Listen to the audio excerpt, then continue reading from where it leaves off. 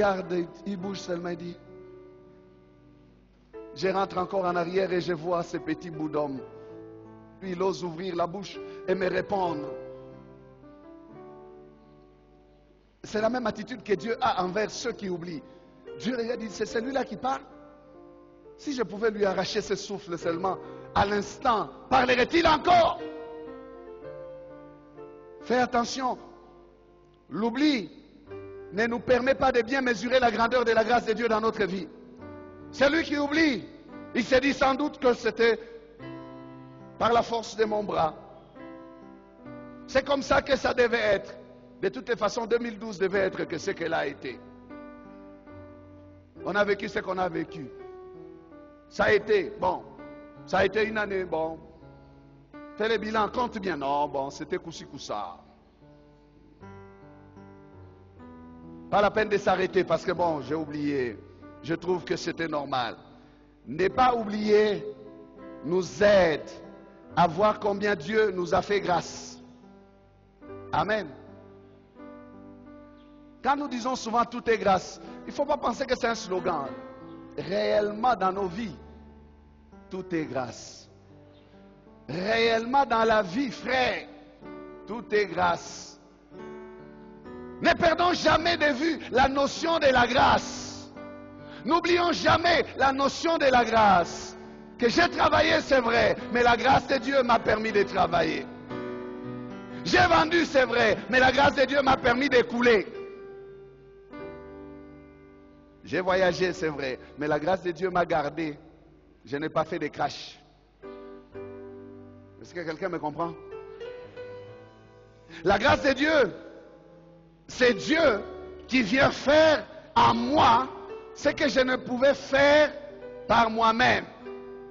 C'est Dieu qui me permet de connaître ce que je ne pouvais connaître par moi-même. C'est Dieu qui me permet de toucher ce que je ne pouvais toucher par moi-même. C'est Dieu qui me permet d'expérimenter ce que je ne pouvais expérimenter par moi-même. C'est Dieu qui me permet de voir ce que je ne pouvais voir par moi-même. C'est Dieu qui me permet de me connecter à des personnes que je ne pouvais pas approcher par moi-même. C'est Dieu qui me permet de saisir, de recevoir ce que je ne pouvais recevoir par moi-même. Bien-aimé, n'oublie jamais la notion de la grâce. Plusieurs ont fait la même chose que toi, mais ils n'ont pas eu les résultats que tu as eus. Plusieurs sont passés par où tu es passé et ils y ont laissé quelques plumes. Mais toi, tu es passé sain et sauf. Toi, tu as fait, tu as touché au résultat. Certains t'ont même dit que ça ne marchera pas. Mais avec toi, ça marchait. Pourquoi? La grâce de Dieu. La grâce de Dieu, donc, c'est Dieu qui a agi en moi, par moi et avec moi. Amen. Dieu a agi en moi, par moi et avec moi. Dieu s'est associé à moi. C'est comme ça que c'est Jésus-Christ bien-aimé qui nous a apporté la grâce. Parce que Dieu est venu être avec l'homme. La grâce, c'est le divin dans l'humain. Ah, tu ne me comprends rien. Tu ne me comprends pas. Je voyais que tu allais dire Amen. J'ai dit que la grâce, c'est le divin dans l'humain. Le divin dans l'humain. Amen. La grâce, ce n'est pas le mérite. Non. La grâce, ce n'est pas le salaire. Non. Ce que nous méritons, si nous le méritons, et c'est la Bible qui nous précise ces choses, qui dit, alors ce n'est pas grâce. Non, la grâce, c'est en dehors de tout mérite. En dehors de toute intervention humaine. Ne perdons jamais la notion de la grâce. Quand David dit, mon âme compte bien, il veut dire, compte bien parce que j'ai quelque chose à faire. Je vais louer l'Éternel. Je vais le bénir. Je vais le célébrer. Amen.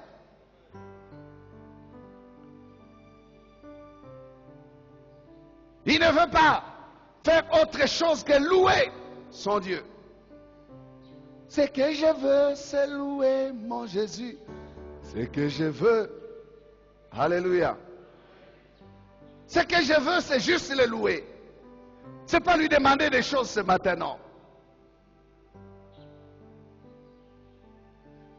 Je veux juste me tenir là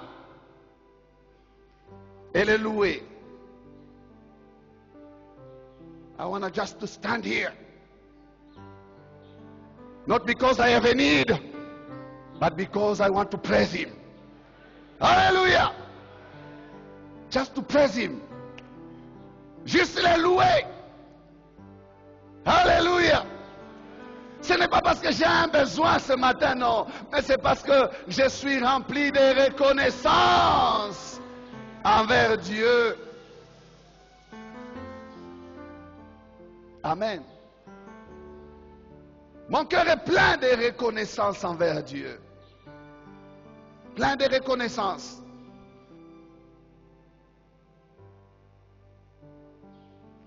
Compte bien ce matin, frère. Compte bien, ma soeur. Si tu as élargi cette année, ton bilan doit être aussi un bilan élargi. Amen. Avis élargi, bilan élargi. Alléluia. Si tu as élargi, ton bilan doit être aussi un bilan élargi. Écoutez ce que un commentaire dit à propos de ce psaume. Il dit, si nous pouvions peser à ta juste balance tous ces jours écoulés, nous saurions à quel point même le moins heureux fut l'objet de tes soins et combien tu nous as bénis par ta présence. Amen. Si nous pouvons faire un bon compte, bien peser, bien compter les bienfaits de Dieu, nous allons nous rendre compte, bien-aimés, que même les jours sombres, les jours passés qui ont été sombres, les jours que nous pouvons appeler les moins heureux, ont été l'objet des soins de notre Dieu. Dieu était toujours en contrôle de ces jours. Dieu était toujours en contrôle de ces moments-là. Des moments où nous avons pleuré. Il était en contrôle. Et cet homme qui commente dit, combien tu nous as bénis par ta présence. Même quand c'était sombre, il était là. Alors mon frère refuse d'oublier. Et compte bien. David dit à son âme de bien compter. Il dit en fait, ne regarde pas à ce que l'Éternel ne t'a pas donné. Ne regarde pas à ce que tu as manqué. Ne regarde pas à ce que tu as raté de faire. Ne regarde pas à ce que tu as attendu et que tu n'as pas reçu. Non. Mais arrête-toi et fais le compte. Peut-être pour toi c'est le peu. Tu appelles le peu. Mais le peu que lui a fait. Compte ça très bien. Amen. Et quand David commence à compter, nous avons lu tous les psaumes pour cela. Nous voyons David toucher à tous les aspects de sa vie. Tous les aspects de sa vie. David parle du visible et de l'invisible. David parle du matériel et du spirituel. Il réunit tous les aspects de sa vie. David fait un bon compte. Il fait un bon compte. Écoutez ce qu'il dit au verset 3 à 5. Il dit à son âme ceci, et ça j'aime. C'est lui, donc c'est l'Éternel, qui pardonne toutes tes iniquités, qui guérit toutes tes maladies. C'est lui qui délivre ta vie de la fosse, qui te couronne de bonté et de miséricorde. C'est lui qui rassasie de bien ta vieillesse, qui te fait rajeunir comme l'aigle. Alléluia. C'est lui. C'est lui. C'est lui. Pourquoi? Parce qu'il est la source. Il a été ta source. C'est lui. Fais un bon compte, frère, sur ta communion avec Dieu, dans les domaines spirituels. Domaine spirituel. Fais les comptes dans les domaines spirituels.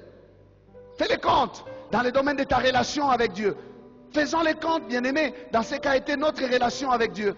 Combien de péchés, combien de faiblesses n'ai-je pas eu? C'est lui qui pardonne tes iniquités. Même pas tes iniquités, toutes tes iniquités. S'il fallait te jeter en prison en cette année 2012, combien de fois tu aurais fait la prison, frère? À chaque péché, tu vas en prison. À chaque péché, tu vas en prison. Combien de fois tu allais faire la prison? Criminel. Combien de fois on allait te prendre et te mettre dans ces camions et t'amener dans la prison de Dieu? Combien de fois? Menteur, voleur. Combien de fois? Impudique. Combien de fois? Adultère. Combien de fois? Mais c'est lui qui te pardonne toutes tes iniquités. Mais tu ne réalises pas. Non, tu ne réalises pas combien l'Éternel a été patient avec toi.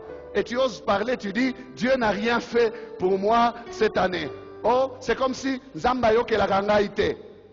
C'est ce que toi tu dis. C'est comme si Dieu ne m'exauce pas. C'est comme si Dieu ne m'entend pas. Non. Au lieu de te lamenter sur ton propre péché, que de faiblesse, que de légèreté, que de négligence n'avons-nous pas eu, bien-aimés? Combien de fois n'avons-nous pas été dignes d'être châtiés par la colère de Dieu? Il a usé de bonté envers nous. Oui, il a patienté envers nous. Amen. Réalisons cela.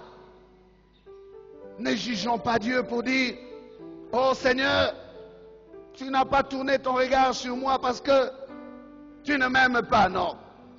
David dit même qu'il ne nous traite pas selon nos transgressions. Frère, est-ce que tu connais le prix du pardon? Est-ce que tu sais ce que veut dire être pardonné par Dieu? Chaque fois que Dieu t'a pardonné, Dieu a eu la douleur à son cœur pour le sacrifice de son fils Jésus. C'est le prix du sang de son fils qui a crié devant lui pour que toi tu accèdes au pardon. Non, tu ne réalises pas cela. Tu trouves que tu tiens debout, tu es là, tu continues à sourire, à marcher, à faire ce que tu fais parce que tu le mérites. Non, c'est lui qui pardonne toutes tes iniquités. Amen. Mon âme, sois instruit sur ces choses. Tu n'as aucune raison de dire, Dieu ne m'a pas béni cette année. Non. Compte par contre le nombre de tes erreurs. Et alors tu pourras dire si tu mérites. Alors je pourrais dire je mérite. Compte le nombre de tes failles, frère. Compte. Compte. Compte. David ne s'arrête pas là sur ses péchés. Vous savez que David était appelé l'homme selon le cœur de Dieu. Mais regardez les failles de David et vous vous rendez compte que Dieu ne couvre personne. Et Dieu n'a pas de fils chéri. Amen.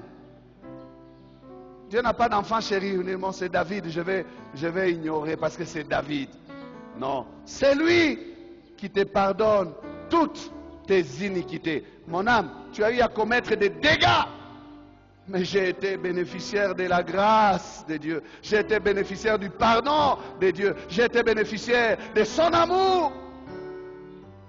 Parce que pour nous qui sommes là, bien-aimés, Jésus a accompli pour nous cette œuvre. Combien puissante de la croix. pour que nous puissions tenir. Amen. C'est lui qui te guérit de tes maladies. Domaine physique. Là, c'est le domaine physique. Domaine physique. Mais aussi spirituel. Parce qu'il y a des maladies aussi psychosomatiques qui dérangent la vie de plusieurs d'entre nous. Combien de fois n'avons-nous pas été malades? Mais la maladie ne nous a pas emportés, frères, sœurs. Nous sommes encore là ce matin. Avons-nous été dans un deuil cette année? Balancez votre main si vous avez été dans un deuil cette année. Ah, gloire à Dieu. Avez-vous entendu que quelqu'un est mort? Vous avez entendu qu'il y a eu des morts? Alors je vais vous dire ceci. Savez-vous que chaque fois que vous entendez que quelqu'un est mort, ça peut être vous? Ah, vous ne savez pas? Parce que la mort est aussi attachée à votre vie. Ce n'est qu'une question de temps. Et vous pouvez vous demander, mais pourquoi est-ce que lui a été frappé maintenant là des morts et moi je suis encore? C'est quand vous pensez comme ça que vous avez la notion de la grâce. Amen. Quand vous allez dans un deuil et que vous les regardez là couchés devant vous, réalisez-vous qu'un jour vous aussi vous serez couchés devant les autres. Ne pensez pas qu'il est pécheur plus que vous et vous êtes à vous dire, quel genre de vie? Pourquoi il a été insensé comme ça et jusqu'à mourir très tôt comme ça? Moi je ne mourrai pas, je vivrai.